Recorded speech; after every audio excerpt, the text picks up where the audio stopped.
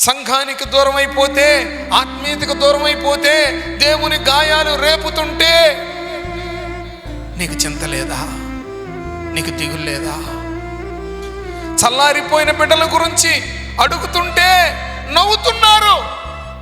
అమ్మా, ఆ బిడ్డ కనపట్లేదేంటి, ఈ బిడ్డ కనపట్లేదేంటి, నవ్వుతున్నారు. నీకు తెలియదా వాళ్ళ సంగతి అన్నట్టుగా? తెలిసిన నువ్వు నవ్వుతున్నావా? ఇదిగో శారీరక పాపంలో, శారీరక వ్యామోహంలో, దుష్ట సాంగత్యంలో పడిపోయి చెడిపోయిన వారి గురించి నువ్వు నవ్వుతున్నావా?